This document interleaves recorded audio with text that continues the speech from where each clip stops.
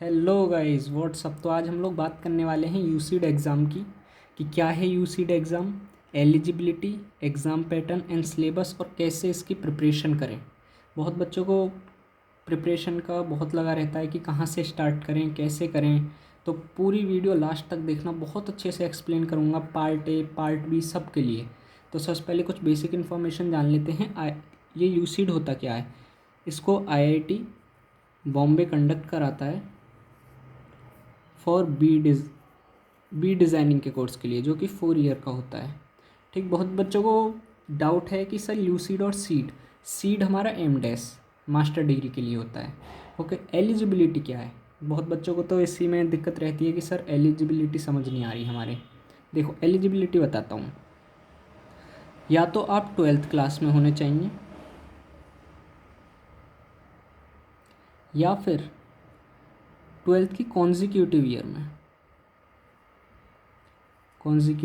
में मतलब कि या तो आपने 12th करी हो, या तो आप उस 12th में हों, या जस्ट 12th के बाद।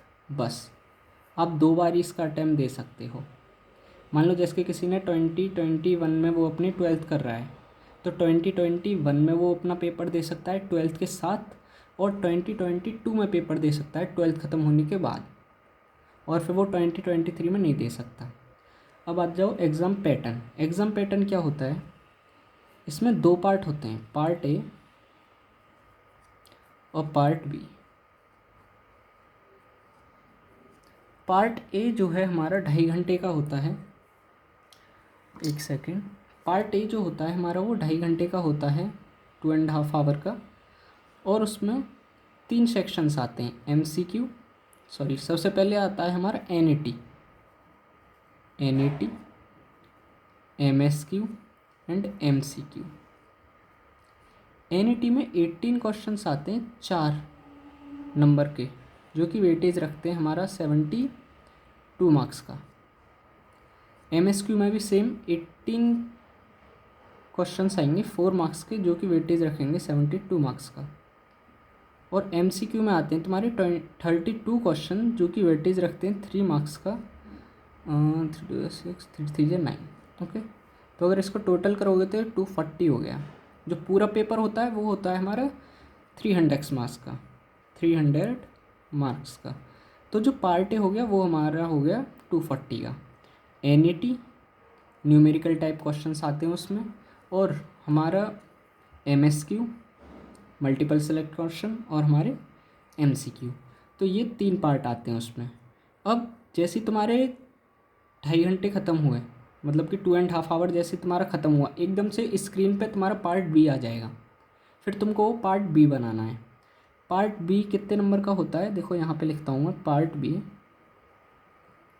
पार्ट बी जो होता है वो हमारा होता है 60 मार्क्स का,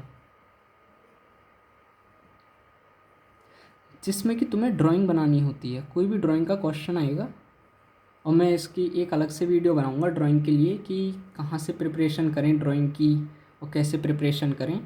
अभी इसमें मैं पार्ट ए बहुत अच्छे से एक्सप्लेन करूँगा कहाँ से प्रिपरेशन करनी है, सिलेबस। बस ड्राइंग के लिए एक अलग से वीडियो आएगी। ओके, तो एनईटी, एमसीक्यू और एमएसक्यू 3 पार्ट होते हैं पार्ट ए में। पार्ट बी में 60 मार्क्स की हमारी ड्राइंग आती है, जो कि उसी दिन होती है, पेपर के जस्ट बाद। 3 घंटे का पेपर है, 2.5 आवर का पेपर ख़त्म होने के बाद पार्ट ए स्क्रीन पे से पार्ट ए गायब हो जाएगा, और पार्ट बी का क्वेश्चन आ जाएगा डायरेक्ट, एकदम से आता है, कोई रेस्ट नहीं मिलेगा बीच में। ठीक, अब सिलेबस, अब आ जाते हैं सिलेबस और कहाँ से स्टार्ट करें। सर कहाँ से स्टार्ट करें, सिलेबस कैसे प्रिपरेशन करें, बहुत डाउट रहता है बच्चों को। सबसे पहले तो कहाँ से स्टार्ट करें, हाउ टू स्टार्ट। तो देखो मैं बता रहा हूँ, सबसे पहले तुम लोग एक या दो यूसीड के PYQs देख लो, एक या दो बस। जैसे जैसे मैं बोल रहा हूँ अगर ऐसे करोगे तो, मतलब मैं अपना पूरा एक्सपीरियंस बता रहा हूँ, 1 या 2 यूसीड के PYQs लगाओ और देखो, उनको अच्छे से एनालाइज करो कि किस टाइप के क्वेश्चंस आ रहे हैं, कैसे क्वेश्चंस आ रहे हैं। ओके, फिर उसके बाद क्या करना, बिना देखे टाइम लगा के, 2.5 आवर का टाइम लगा के PYQ सॉल्व करना। ओके, PYQ सॉल्व करने हैं। हाउ टू स्टार्ट ऐसे ही है, मतलब जैसे ही तुम 1-2 पेपर कर लोगे ना, तुमको खुद पता चल जाएगा कि अब आगे क्या करना है। ठीक है, ये वाली बात हो गई। अब सर सिलेबस क्या होता है इसका? तो देखो सिलेबस कुछ नहीं होता है इसका। सिलेबस होती है बस 10th की मैथ, और मैथ में भी कुछ चैप्टर्स मेरे चैनल पे अपलोडेड हैं, मैथ के कुछ चैप्टर्स। लाओ मैं उनके नाम भी बता देता हूँ तुमको, एक सेकेंड। पहला चैप्टर होता है हमारा क्वाड्रेटिक इक्वेशन, आप लोग नोट कर लीजिएगा। क्वाड्रेटिक इक्वेशन 10th क्लास के चैप्टर्स हैं ये। अर्थमेटिक, प्रोग्रेशन एंड तुम्हारा trigonometry, area related to circle, surface area and volume and probability. बस ये वाले चैप्टर्स तुम्हारे आते हैं यूसीट के एग्ज़ाम में 10th के, और ये सारे चैप्टर्स मेरे चैनल पे अपलोडेड हैं वन शॉट। अगर तुम उनको देख लोगे मोर देन सफिशिएंट है वो वाले चैप्टर्स। ओके, तो सिलेबस तो ये हो गया, और कोई भी मैं ऐसी बुक नहीं तुम्हें बता सकता कि इस वाली बुक को पढ़ लो इसी में से आएगा पेपर, ऐसा कुछ भी नहीं है उसका। ना ही 11th-12th का कुछ भी नहीं आता उसमें, बस हल्की बहुत मैथ 10th लेवल तक की आती है, क्योंकि हर कोई दे सकता है इसको पेपर। एलिजिबिलिटी में एक बात तो बताना भूल गया कि पेपर जो है किसी भी स्ट्रीम का दे सकता है, PCM वाला या PCB वाला, कॉमर्स या आर्ट्स। तो इसलिए वो बस 10 तक की मैथ देते हैं, मैथ बस 10 तक की आती है, तो सिलेबस ऐसा कुछ भी नहीं है। और हाँ, मैंने एक दो जो बुक हैं वो मैंने डिस्क्रिप्शन बॉक्स में दे दी हैं बुक्स, उनको तुम देख लेना, पढ़ लेना, अच्छी बुक्स हैं वो। एक तो द बिग ब्रेन बुक, ये वाली बुक है, और मैं और चीज़ें डाल दूँगा, और टेलीग्राम पर बहुत सारी फाइल्स पड़ी हुई हैं, आप लोग आके देख लीजिएगा, बहुत सारे क्वेश्चंस। ठीक, तो सिलेबस तो ऐसा कुछ बोल नहीं सकते, और स्टार्ट का मैंने तुम्हें बता दिया कैसे करना है। अब बात आती है हमारे सर मॉक्स कहाँ से लें। तो देखो मॉक्स का मैं बताता हूँ, वैसे तो मैं बोलना नहीं चाहता, बट जो मॉक्स हैं कपहल स्टूडियो के ले लेना। कपहल के बहुत अच्छे मॉक्स हैं, और कपहल के बाद आते हैं हमारे डिज़ाइन मेंटोर स्टूडियो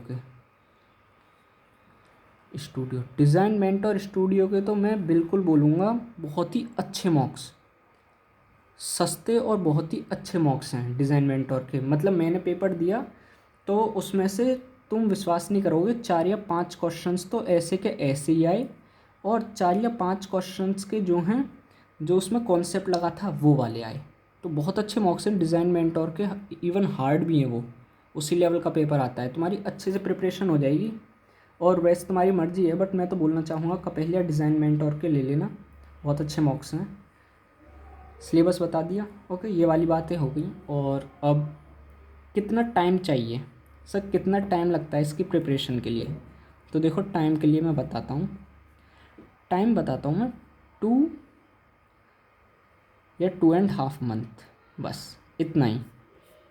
2 या 3 महीने की प्रिपरेशन होती है इसकी। अगर तुम सोच रहे हो कि मैं 4-5 महीने से कर रहा हूँ या वो, नहीं, कोई फ़ायदा नहीं है। बस 2 या 3 महीने मोर देन सफिशिएंट। मतलब कोई अगर 10 दिन, बच्चे तो मतलब 10 दिन पहले प्रिपरेशन करते हैं, PYQ सॉल्व करते हैं और टॉप मार जाते हैं पेपर। मैंने ऐसे भी, मेरे बैच में ऐसे ऐसे बच्चे थे जो बस 10 दिन पहले आए। तो वो थोड़ा तुम्हारे माइंड के ऊपर भी है, और वरना 10 दिन भी सफिशिएंट हैं, और सफिशिएंट तो 1 साल भी नहीं है करने वालों के लिए। बट हाँ, 2-3 मंथ मोर देन सफिशिएंट। अब बात आती है सब पार्ट बी कैसे करें। पार्ट बी के लिए वैसे तो मैं एक अलग से वीडियो बनाऊंगा, बस थोड़ा सा ले लीजिए गाइड कि देखो पार्ट बी में हमको क्या करना है। पहले तो स्ट्रेट लाइंस, कर्व, इनकी प्रैक्टिस करो, ऐसे कर्व या सर्कल ऐसे बना लिए। ठीक, तो पार्ट बी के लिए स्ट्रेट लाइन या ऐसे 2 या 3 ह्यूमन फिगर्स, एक बच्चे का ले लिया, एक बड़े का ले लिया, और फीमेल्स का। तो ऐसे ह्यूमन फिगर्स, और कहीं के सीन्स जैसे कि kitchen scene, bathroom scene, canteen का सीन आया था इस बार, तो कैंटीन का सीन, ऐसे ही कहीं कहीं के सीन्स ले लिए। और थोड़ा सा मैं आइडिया देने के लिए एक और वीडियो में मैं दोस्तों से, अपने बैच के बच्चों से जिनका सिलेक्शन हो गया है, उनकी ड्राइंग्स दिखाऊंगा नेक्स्ट वीडियो में। वो सिर्फ पार्ट बी के लिए आएगी, उसके बारे में हम अलग से बात करेंगे पार्ट बी के बारे में। ओके, तो मैंने सब कुछ बता दिया कि कहाँ से स्टार्ट करें। सिलेबस क्या था, सिलेबस तो बेसिकली कुछ है ही नहीं, बस तुम मेरे चैनल पर जो वीडियोज़ हैं उनको देख लेना, मोर देन सफिशिएंट है। वन शॉट्स 2 मैंने डाले हैं और मॉक्स भी मैंने बता दिए, वैसे कोई बताता नहीं है मॉक्स, बट मैंने बता दिए, कोई बात नहीं, कॉपीराइट वगैरह आएगा, सब देखा जाएगा। तो बस यही था, थैंक यू और एंड ऑल द बेस्ट 2023 वाले बच्चों के लिए।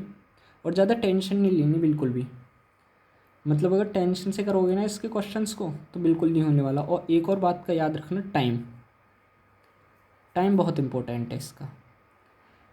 अपनी स्पीड जो है इतनी अच्छी करो, 2 मिनट के अंदर, स्टार्टिंग में 2 मिनट या 1.5 मिनट के अंदर क्वेश्चन ख़त्म हो जाना चाहिए एकदम। तो ऐसे स्पीड करो अपनी। ओके, तो मैंने सब कुछ बता दिया इसमें और कुछ बचा तो नहीं। एक और चीज़ बता देता हूँ, कौन कौन सी आईआईटीज़ इसमें पार्टिसिपेट करती हैं। IIT Delhi, Guwahati, Hyderabad and triple IT Jabalpur. और मिनिमम कितनी रैंक्स चाहिए आपको। और देखो मैं सीट्स का भी बता देता हूँ कितनी सीट्स होती है। अब मैं थोड़ा सीट्स का बता देता हूँ और कितनी कट ऑफ, कितने नंबर चाहिए उसका कुछ आइडिया दे देता हूँ तुमको। देखो सीट्स, देखो इस बार जो है 2022 में जो नंबर ऑफ़ कैंडिडेट थे वो थे 10,000 प्लस। हाँ, एडमिट मेरे जो स्कोर कार्ड आया उस पर लिखा हुआ आया था 10,400 कुछ इतने थे। और जिन्होंने क्वालिफाई किया वो थे 306 अप्रॉक्स। इस बार का पेपर इजी था और इस बार की जो कट ऑफ गई थी हमारी गई थी 83 to 85 के अप्रॉक्स गई थी जनरल वालों की। और जो पार्ट बी के लिए कट ऑफ होती है वो नहीं होती कुछ भी, बस हाँ थोड़ी बहुत तो बना के ही आ जाना। बट पार्ट बी के लिए इस बार उन्होंने कुछ दिया नहीं था कि कुछ कट ऑफ वगैरह है। और सीट्स 199 टोटल सीट्स हैं।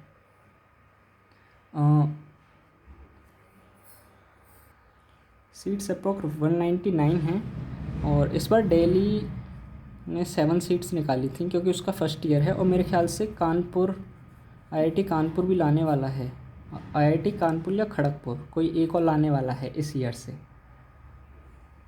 और कुछ बात, हाँ बस थोड़ा अपना माइंड को शार्प रखें, बस अपना माइंड को शार्प रखना है इसकी प्रिपरेशन में, कोई टेंशन नहीं लेनी। बस क्वेश्चन आया, बस अपना एक टाइम सुधार लेना, पूरा पेपर बहुत आराम से हो जाएगा। अप्रॉक्स 180 प्लस तो चाहिए ही चाहिए। वैसे मैं बोल नहीं सकता क्योंकि इस बार का एक पेपर बहुत ईजी था, बच्चों ने 210 प्लस किया है 240 में से, 240 में से बच्चों ने 210 भी प्लस कर दिया है। तो इसलिए बस अपना थोड़ा कोशिश करें कि ज़्यादा से ज़्यादा क्वेश्चंस को अटेम्प्ट करने की पेपर में। बस बहुत इजी पेपर है। और कोई भी डाउट हो तो कमेंट में पूछ लेना। पार्ट बी के लिए मैं एक और वीडियो लाऊंगा जिसमें कि कुछ सैम्पल्स दिखाऊंगा मैं, और डिस्क्रिप्शन में कुछ लिंक्स हैं, पीडीएफ्स हैं, उनको देख लेना। वो वाली बुक्स बहुत अच्छी हैं। ज़रूरी नहीं कि उनके पूरी क्वेश्चंस करो, बस अगर तुम 1-2 पीवाईक्यू कर लोगे तो तुम्हें आइडिया हो जाएगा कि कैसे कैसे क्वेश्चंस आ रहे हैं। तो तुम उस बुक में से पहचान लोगे कि अच्छा ऐसे ऐसे क्वेश्चंस आ रहे हैं, जैसे कि नंबर ऑफ़ ट्रायंगल्स गिनना या कोई भी हैं बहुत सारी चीज़ें। तो बस थैंक यू, आज की वीडियो में इतना ही। कोई भी डाउट हो, कुछ भी क्वेरी हो, कमेंट में लिख देना। मैं जो पार्ट बी की वीडियो लाऊंगा उसमें कोशिश करूँगा उनको लेने की। Thank you.